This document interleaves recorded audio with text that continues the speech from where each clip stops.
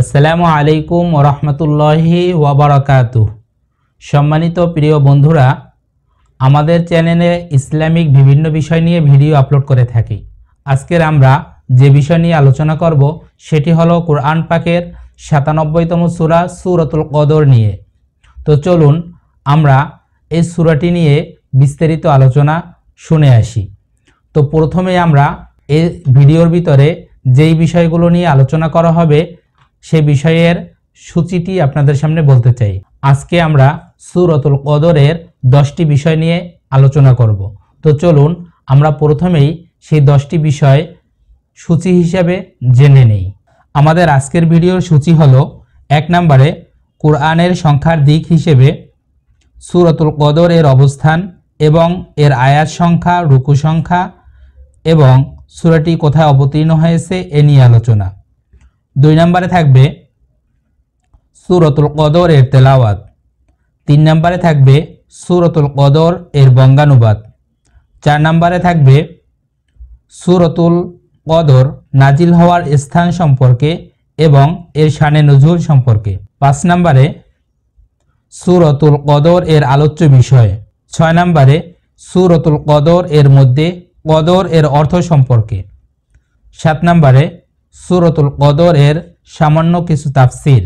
8 নম্বরে সূরাতুল কদরের মধ্যে কদরের রাত কেন নির্ধারিত নয় এ বিষয় আমরা জেনে নিব।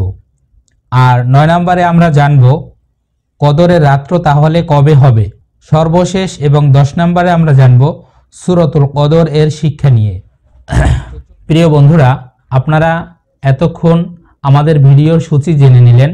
এখন আপনারা জেনে নেবেন প্রথম নম্বরে আমরা বলেছিলাম সূরাতুল কদর কোরআন পাকের কততম সূরা এবং এটিতে কতটি আয়াত রয়েছে এবং সূরাটি কোথায় অবতীর্ণ হয়েছে এবং রুকু কয়টি। প্রথমেই বলবো এটি কোরআন পাকের ৯৭তম সূরা।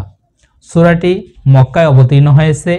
সূরাটির মধ্যে 5টি আয়াত রয়েছে এবং 1টি রুকু আছে। তো প্রিয় বন্ধুরা, আমরা এখন সূরাতুল কদর এর তেলাওয়াত শুনে নিব। তো চলুন আমরা সূরাতুল কদর এর তেলাওয়াত শুনে আসি।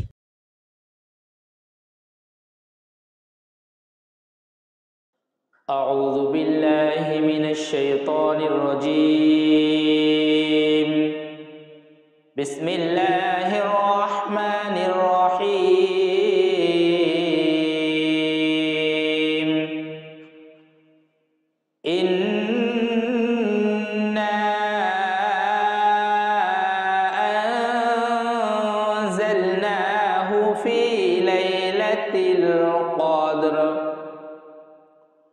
وما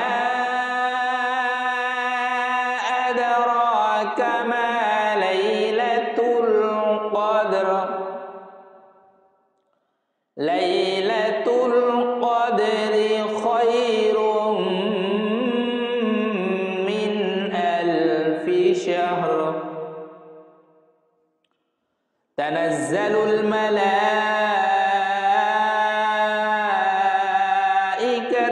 والروح فيها بإذن ربهم من كل أمر سلام هي حتى مطلع الفجر صدق الله العظيم। প্রিয় বন্ধুরা, এখন আমরা সূরাতুল কদর এর বঙ্গানুবাদ শুনে নিব। তো চলুন আমরা সূরাতুল কদর এর বঙ্গানুবাদ শুনে আসি। এখন শুনবেন সূরাতুল কদর এর বঙ্গানুবাদ। সূরাতুল কদর মক্কায় অবতীর্ণ।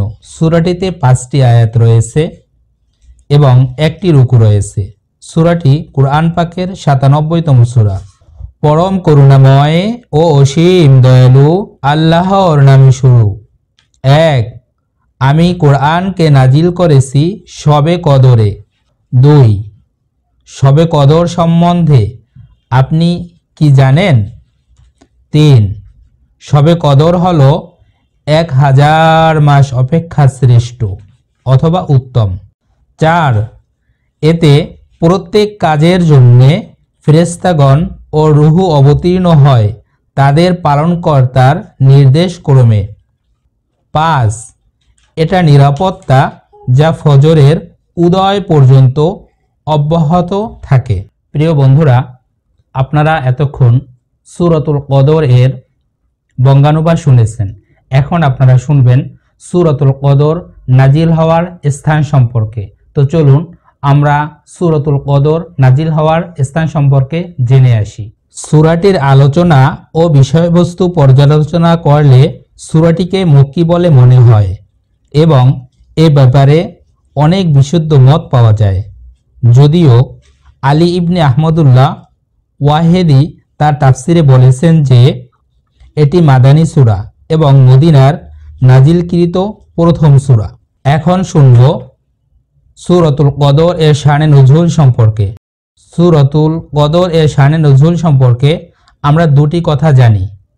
1 নম্বরে রাসূল করিম সাল্লাল্লাহু আলাইহি ওয়াসাল্লাম একবার বনি ইসরাইলের এক মুজাহিদ যোদ্ধার ব্যাপারে আলোচনা করতে গিয়ে বলেন যে সেই মুজাহিদ 1000 মাস একইভাবে জিহাদ করতে থাকেন, এমনকি তিনি এক মুহূর্তের জন্য তার অস্ত্র থেকে বিরত থাকেননি। সাহাবীগণ রাদিয়াল্লাহু এ কথা শুনে খুবই বিস্মিত হলেন এবং আফসোস করলেন যে আমাদের এই স্বল্প জীবনে কিভাবে আল্লাহর নিকট এত বেশি প্রিয় হব। তাদের এমন চিন্তায় এ সূরাটি সুখবর নিয়ে নাজিল হয়।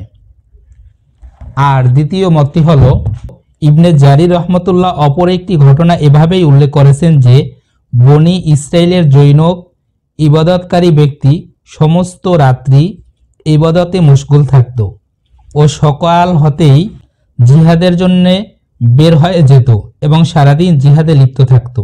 সে 1000 মাস এভাবে কাটিয়ে দেয়। এর পরিপ্রেক্ষিতে আল্লাহ তাআলা সূরাতুল কদর নাজিল করে এই উম্মতের শ্রেষ্ঠত্ব প্রমাণ করেছেন। এ থেকে আরও প্রতীয়মান হয় যে শবে কদর উম্মতে মুহাম্মাদেরই বৈশিষ্ট্য। প্রিয় বন্ধুরা, আমরা এতক্ষণ সূরাতুল কদর এর শানে নুজুল সম্পর্কে জেনেছি। এখন আমরা এই সূরাটির আলোচ্য বিষয় সম্পর্কে জানব। সূরাটির আলোচ্য বিষয় হল লাইলাতুল কদর বা মহিমান্বিত রাত তথা কদর এর রাত সম্পর্কে, অথবা আমরা যে নামে চিনি শবে কদর এর রাত সম্পর্কে অত্র সূরাটিতে আলোচনা করা হয়েছে। প্রিয় বন্ধুরা, এখন আমরা সূরাতুল কদর এর মধ্যে কদর শব্দর অর্থ কী সে সম্পর্কে জানব। আল কদর শব্দটি আরবি শব্দ। আমরা শবে কদর বলি, শবে শব্দটি মূলত আরবি নয়। আরবি শব্দটি হলো লাইলাতুল কদর।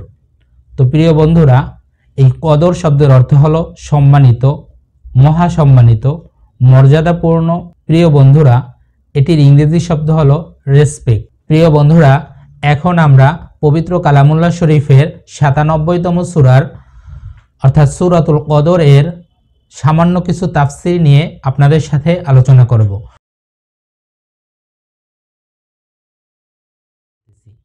সূরাতুল কদর এর প্রথম আয়াতে আল্লাহ সুবহানাহু ওয়া তাআলা বলেন, ইন্না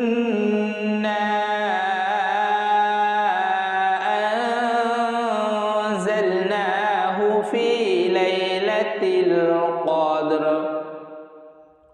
অর্থাৎ নিশ্চয়ই আমি পবিত্র কোরআনকে নাজিল করেছি লাইলাতুল কদরে। এখানে পবিত্র কোরআনকে লাইলাতুল কদরে নাজিল হওয়ার দুটি অর্থ হতে পারে। 1 নম্বর অর্থ হলো পবিত্র কোরআনকে আল্লাহ সুবহানাহু ওয়া তাআলা সমগ্র কোরআনকে লাওহে মাহফুজ থেকে প্রথম আসমানে কদরের রাতে নিয়ে আসেন, আর এখান থেকে হযরত মুহাম্মদ সাল্লাল্লাহু আলাইহি ওয়াসাল্লামের উপরে পর্যায়ক্রমে এবং প্রয়োজন অনুসারে একটি একটি করে আয়াত অথবা কম বেশি আয়াত নাজিল হতে থাকে। আর দ্বিতীয় অর্থটি হলো আল্লাহ সুবহানাহু ওয়া তাআলার পক্ষ থেকে জিবরাইল আলাইহিস সালাতু ওয়াস সালাম লাইলাতুল কদরে কোরআন পাকের সর্বপ্রথম যে নাজিল হওয়া শুরু হয় সেটি এই কদরের রাত্রে শুরু হয়। তো প্রিয় বন্ধুরা, এখানে একটি বিষয় বলে রাখতে চাই। বিষয়টি হলো পবিত্র কোরআনের যেই সূরাগুলো আছে সেগুলো তো অবশ্যই লাইলাতুল কদরে নাজিল হয়েছে। এছাড়াও কোরআন ব্যতীত আসমানি অন্য সকল ঐশী গ্রন্থগুলো এই রমজান মাসেই নাজিল হয়েছে। আর এই নাজিল হওয়ার কারণেই এবং কোরআন নাজিল হওয়ার কারণেই রমজান মাস এত বেশি বরকতময় এবং মর্যাদাপূর্ণ একটি মাস। তো প্রিয় বন্ধুরা, এখন আমরা লাইলাতুল কদরের সম্পর্কে আল্লাহ তাআলা যে প্রশ্নটি করেছেন সেই প্রশ্নটি সম্পর্কে আমরা কোরআন পাক থেকে পাই। কোরআন পাকের সূরাতুল কদরের 2য় আয়াতে আল্লাহ তাআলা বলেন, ওয়ামা আদরাকা মা লাইলাতুল কদর। আপনি কি জানেন লাইলাতুল কদর কি? এখানে লাইলাতুল কদর কি জানার জন্য প্রশ্ন করা হয় নাই, প্রশ্নটি করা হয়েছে এজন্য যে লাইলাতুল কদর এত বেশি মর্যাদাপূর্ণ একটি রাত্র, সে সম্পর্কে আপনি চিন্তা করতে পারেন, আপনি কি ভাবতে পারেন যে এই রাত্রটা কি? এইটা বোঝানোর জন্য প্রশ্নটি করা হয়েছে। সূরাটির 3য় আয়াতে আল্লাহ সুবহানাহু ওয়া তাআলা বলেন, লাইলাতুল কদরি খায়রুম মিন আলফি শাহর। এই আয়াতের অর্থ হলো এই রাত্রটি 1000 মাস অপেক্ষা, অর্থাৎ 1000 মাস আপনি যদি ইবাদত করেন, অর্থাৎ হযরত মুহাম্মদ সাল্লাল্লাহু আলাইহি ওয়াসাল্লাম এর উম্মত ব্যতীত পৃথিবীতে অন্য সকল নবীদের উম্মতের কথা এখানে বলা হয়েছে, যে তারা যদি 1000 মাস দিনে অথবা রাত্রে অথবা উভয় সময়ে ইবাদত করে, তাতে তাদের যতটুকু সওয়াব হবে, আল্লাহ সুবহানাহু ওয়া তাআলা উম্মতে মুহাম্মাদি যারা আছেন তারা যদি একটি রাত সুন্দর করে ইবাদত করতে পারে এবং আল্লাহ তাআলার কাছে তওবা করতে পারে, তাহলে ওই ব্যক্তির থেকে হযরত মুহাম্মদ সাল্লাল্লাহু আলাইহি ওয়াসাল্লাম এর উম্মত যারা আছেন তাদের গ্রহণযোগ্যতা আল্লাহর কাছে অধিক বেশি হবে। তো প্রিয় বন্ধুরা, আমরা আয়াতটি দ্বারা অবশ্যই অনেক বেশি উৎসাহিত হলাম যে আল্লাহ সুবহানাহু ওয়া তাআলা আমাদের হায়াতকে খুবই সংক্ষিপ্ত করেছেন। আমাদের হায়াত সর্বোচ্চ 60 থেকে 70, 80, ভালো হলে 90, সর্বোচ্চ 100 বছর পর্যন্ত, তার বেশি খুবই কম পরিমাণে হয়। এমনকি হযরত মুহাম্মদ সাল্লাল্লাহু আলাইহি ওয়াসাল্লাম থেকে শুরু করে 4 জন খলিফা সবার হায়াতই ছিল খুবই কম। আমাদের মুহাম্মদ সাল্লাল্লাহু আলাইহি ওয়াসাল্লাম তার হায়াত ছিল মাত্র 63 বছর। তো প্রিয় বন্ধুরা, এই স্বল্প সময়ে আমরা কিভাবে আল্লাহ তাআলার কাছে অধিক বেশি গ্রহণযোগ্য হতে পারি এই বিষয়ে এই সূরাতে বলা হয়েছে, এবং বলা হয়েছে যে আমরা যদি জীবনের যে কোনো একটি সময় বা একটি রাত্র, আর সেটি কোন রাত্র সে সম্পর্কে এই সূরায় বলে দেওয়া হয়েছে যে সেটি হতে হবে লাইলাতুল কদর। আর এই রাত্রে যদি আমরা আল্লাহ সুবহানাহু ওয়া তাআলার কাছে সুন্দর মতো একটি রাত্রকে উদযাপন করতে পারি, ইবাদতের মাধ্যমে আমাদের রাত্রিকে অতিবাহিত করতে পারি, তাহলে আমাদের গ্রহণযোগ্যতা সবচেয়ে বেশি হবে। এই সূরার 4র্থ নম্বর আয়াতে আল্লাহ সুবহানাহু ওয়া তাআলা বলেন, তানাজ্জালুল মালাইকাতু ওয়ার রূহু ফিহা বিইذনি রাব্বিহিম মিন কুল্লি আমর। এই আয়াতের ভিতরে রূহ বলে জিবরাইল আলাইহিস সালাতু ওয়াসসালামকে বোঝানো হয়েছে, অর্থাৎ জিবরাইল আলাইহিস সালাতু ওয়াসসালাম অনেক ফেরেশতাদেরকে নিয়ে একটি দল পৃথিবীতে আসেন এবং যারা ইবাদতে মশগুল থাকে এবং আল্লাহ তাআলাকে বিশ্বাস করে ইবাদত করতে থাকে তাদের জন্য দোয়া করতে থাকেন, ইস্তিগফার করতে থাকেন। তো প্রিয় বন্ধুরা, এই সূরার পরবর্তী শব্দটি হলো সালাম। সালাম শব্দের অর্থ আমরা সবাই জানি শান্তি, ইসলাম অর্থ শান্তি বা আত্মসমর্পণ করা। তো এখানে সালাম শব্দের অর্থ আত্মসমর্পণ করা অথবা শান্তি, অর্থাৎ আপনি আত্মসমর্পণ করে আল্লাহ তাআলার কাছে কি সেদিনকার চাইবেন এ বিষয়ে বলা হয়েছে। এছাড়াও যদি আমরা শান্তি হিসেবে শব্দটিকে নেই, তাহলে এই রাত্রে যারা আল্লাহর কাছে আত্মসমর্পণ করে তারা এই আত্মসমর্পণের মাধ্যমে শান্তি অর্জিত হয় তাদের। তো এরপরে আল্লাহ তাআলা বলেন, সালামুন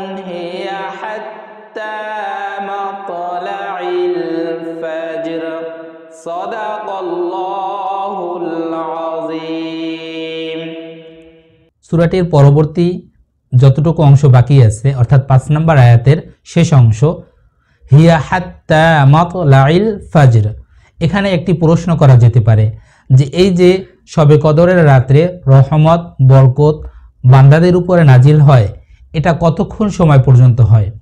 এটা হয় ফজরের নামাজের আজান পর্যন্ত। তো প্রিয় বন্ধুরা, আমরা জানলাম যে লাইলাতুল কদরে যদি আমরা ইবাদত করতে পারি আর সেই ইবাদতটি যদি আল্লাহ তাআলার কাছে গ্রহণযোগ্য হয়, তাহলে আমরা হাজার মাস অপেক্ষা বেশি ইবাদত করার যেই সওয়াব সেটি মাত্র একটি রাত্রে পেতে পারি। আলহামদুলিল্লাহ, আল্লাহ তাআলা আমাদের সকলকে ওই রাত্রটিকে চিনে সুন্দর মতো ইবাদত করার তৌফিক দান করুক এবং আল্লাহ তাআলার গ্রহণযোগ্য বান্দা হওয়ার তৌফিক দান করুন। প্রিয় বন্ধুরা, আমরা এতক্ষণ সূরাতুল কদরের তাফসীর সম্পর্কে সামান্য কিছু আলোচনা শুনেছি, যদিও এর সম্পর্কে আলোচনা করলে অনেক বেশি সময়ের প্রয়োজন। তথাপি অল্প একটু আলোচনা দ্বারা আমরা যদি বোঝার চেষ্টা করি তাহলে আল্লাহ তাআলা আমাদেরকে কামিয়াবি দান করতে পারেন। তো প্রিয় বন্ধুরা, এখন আমরা জানব শবে কদর এটা কেন নির্ধারিত নয়। অর্থাৎ আমরা জানি যে অনেক আলেমগণ বলেন শবে কদর রমজান মাসের যে কোনো সময় হতে পারে, কেউ কেউ বলেন রমজান মাসের শেষ 10 দিনে হতে পারে, কেউ কেউ বলেন রমজান মাসের শেষ 10 দিনের বিজোড় সংখ্যায় হতে পারে, কেউ কেউ বলেন 27শে কদর হতে পারে। এরকম 40টির মতো মত রয়েছে। তো প্রিয় বন্ধুরা, এতগুলো মত যদি থাকে তাহলে আমরা কিভাবে এটাকে খুঁজে বের করতে পারি? তো সে বিষয়ে বলার আগে বলবো এটাকে কেন খুঁজে বের করে রাসূল করিম সাল্লাল্লাহু আলাইহি ওয়াসাল্লাম আমাদের সামনে বলেননি এ সম্পর্কে। তো চলুন আমরা জেনে আসি শবে কদর কেন নির্ধারিত নয় এ বিষয়টি।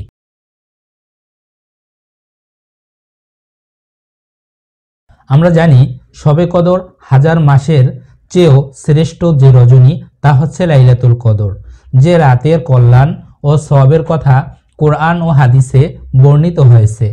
আবু হুরায়রা রাদিয়াল্লাহু থেকে বর্ণিত নবী করিম সাল্লাল্লাহু আলাইহি ওয়াসাল্লাম বলেছেন, যে ব্যক্তি লাইলাতুল কদরে ঈমানের সঙ্গে সওয়াবের আশায় রাত জেগে ইবাদত করে তার পিছনে সব পাপ মোচন করে দেওয়া হয়, ক্ষমা করে দেওয়া হয় তাকে। এটি আমরা বুখারী শরীফের 1901 নম্বর হাদিস থেকে জানতে পারি। এছাড়াও রাসূল করিম সাল্লাল্লাহু আলাইহি ওয়াসাল্লাম এই রাতের অনুসন্ধান করতে বলেছেন। যেমন হযরত আয়েশা রাদিয়াল্লাহু থেকে বর্ণিত রাসূল করিম সাল্লাল্লাহু আলাইহি ওয়াসাল্লাম বলেছেন, এক হাদিসে বর্ণিত হয়েছে যে তোমরা রমজানের শেষ দশকের বিজোড় রাতে লাইলাতুল কদর অনুসন্ধান করো। এই হাদিসটি সহিহ বুখারীর 2017 নম্বর হাদিস। প্রশ্ন হচ্ছে, এত গুরুত্বপূর্ণ রাতকে আমাদের থেকে গোপন রাখার রহস্য কি? এর যথাযথ কারণ একমাত্র রব্বুল আলামিন ভালো জানেন। তবে ওলামায়ে কেরাম মহিমান্বিত এ রাতকে অস্পষ্ট রাখার বিভিন্ন রহস্য বর্ণনা করেছেন, আর সেগুলোর মধ্যে আমরা এখন 4টি উল্লেখ করব। 1. কদরের রাত নির্ধারিত থাকলে অনেক মানুষ এমন হতো যে শুধু ওই রাতেই ইবাদত করত, অন্য রাতে ইবাদতের প্রতি অতটা গুরুত্ব দিত না।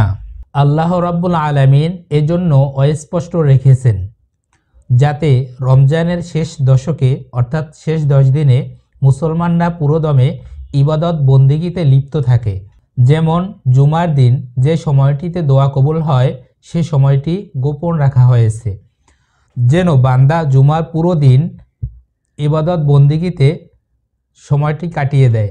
হাফেজ ইবনে হাজার আসকালানি রহমাতুল্লাহ ইঙ্গিত করেছেন যে লাইলাতুল কদর গোপন রাখার রহস্য হচ্ছে যাতে মানুষ এই রাতের সন্ধানে কষ্ট করে তা পাওয়ার জন্য আমল করে। এর পরিবর্তে যদি এই রাত নির্ধারিত হয়ে যেত তাহলে মানুষ শুধুমাত্র এই রাতেই ইবাদতে সীমাবদ্ধ থাকত, অন্য রাত্র ইবাদত করত না।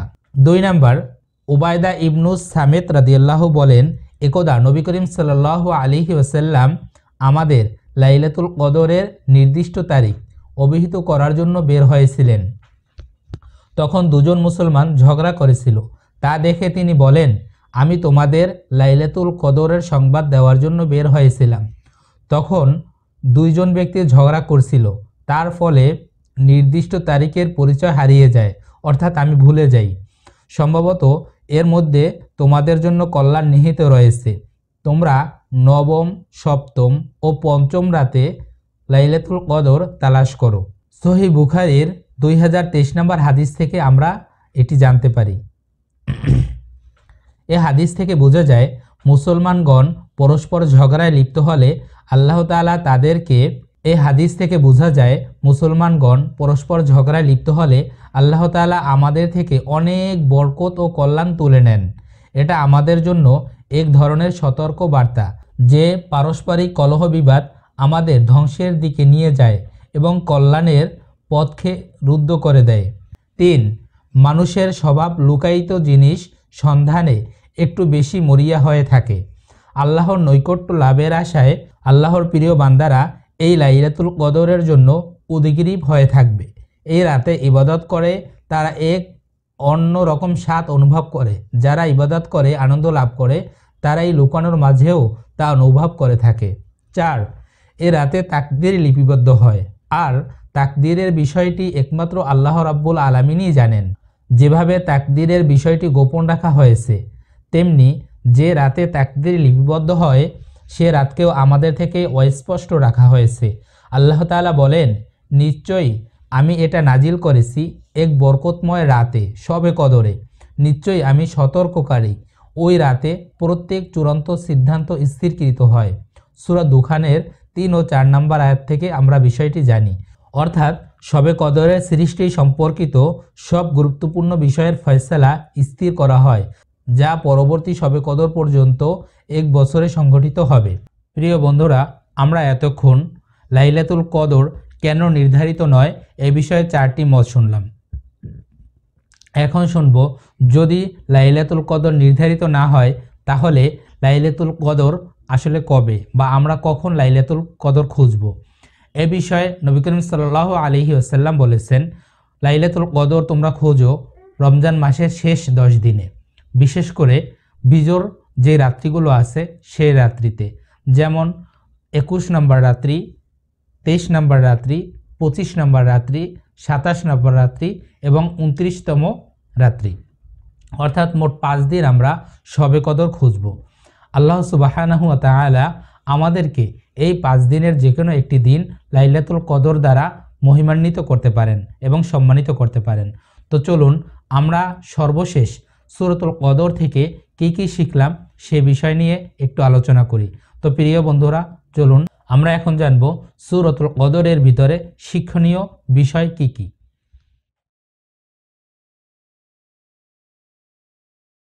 1 নম্বরে মুহাম্মদ সাল্লাল্লাহু আলাইহি ওয়াসাল্লাম আল্লাহর শেষ ও সর্বশ্রেষ্ঠ রাসূল। আল্লাহর চূড়ান্ত ও সর্বশ্রেষ্ঠ কিতাব কোরআন তার উপর নাজিল হয়েছে। 2. মানুষ ও পৃথিবীসহ সমগ্র সৃষ্টিজগতের ভাগ্য আল্লাহর পক্ষ থেকে নির্ধারণ করা হয়। মানুষ আল্লাহর নির্ধারণের বাইরে যেতে পারে না। 3. লাইলাতুল কদর মহিমান্বিত রাত। এ রাতের ইবাদত 1000 বছর ইবাদতের সমান। রাসূল করিম সাল্লাল্লাহু আলাইহি ওয়াসাল্লাম এর নির্দেশনা অনুযায়ী রমজানের শেষ দশকের বেজোর রাতগুলোতে এই মহিমান্বিত রাতের অনুসন্ধান করা আমাদের কর্তব্য। 4. আল্লাহর মহিমান্বিত কিতাব কোরআন রমজান মাসে লৌহে মাহফুজ থেকে পৃথিবী সংলগ্ন আকাশে নাজিল হয়েছিল এবং রমজান মাসেই রাসূল করিম সাল্লাল্লাহু আলাইহি ওয়াসাল্লামের উপর কোরআন নাজিল হওয়া শুরু হয়। প্রিয় বন্ধুরা, আমরা 10টি বিষয় নিয়ে আপনাদের সামনে এতক্ষণ আলোচনা করেছি। আলোচনাটি অবশ্যই আশা করি ভালো লেগেছে। যদি আপনার কাছে আমাদের আলোচনাটি ভালো লাগে তাহলে আমাদের চ্যানেলটিকে সাবস্ক্রাইব করে দিতে পারেন, ফেসবুক পেজটি ফলো করে দিতে পারেন, আর অবশ্যই ইসলামের প্রচারের স্বার্থে আমাদের ভিডিওটি আপনার ফেসবুক টাইমলাইন সহ অন্য যে কোনো প্ল্যাটফর্মে শেয়ার করার জন্য বিশেষভাবে অনুরোধ করছি। প্রিয় বন্ধুরা, আমাদের চ্যানেলে ইসলামিক বিভিন্ন বিষয় নিয়ে প্রতিনিয়ত ভিডিও আমরা আপলোড করে থাকি, যেমন কোরআনের সূরা তেলাওয়াত, কোরআনের অর্থ, বঙ্গানুবাদ, শানে নুজুল, এছাড়াও কোরআনের মর্যাদাবান কি সূরা রয়েছে এবং সেই সকল সূরা কখন পড়তে হয় এ বিষয়ে বিস্তারিত আলোচনা। এছাড়াও কোরআনকে সহিশুদ্ধ করে পড়ার জন্য আমাদের কি করণীয় এবং কোরআনকে সহিশুদ্ধ করার উপরে বিশেষ ক্লাস আমাদের থাকবে, সেই ভিডিওগুলো দেখার আমন্ত্রণ জানাচ্ছি। আর এছাড়াও জানাচ্ছি হাদিস থেকে যে সকল ভিডিওগুলো আমরা আপলোড করি সেই সকল ভিডিওগুলো দেখার জন্য। আজকের মতো আপনাদের থেকে এখানেই বিদায় নিচ্ছি। আবার দেখা হবে নতুন কোনো ভিডিওতে। ততক্ষণ আল্লাহর পক্ষ থেকে আমাদের উপরে রহমত বর্ষণ হোক। আপনাদের থেকে বিদায় নিচ্ছি। আসসালামু আলাইকুম রহমতুল্লাহি ওয়া বারাকাতুহু।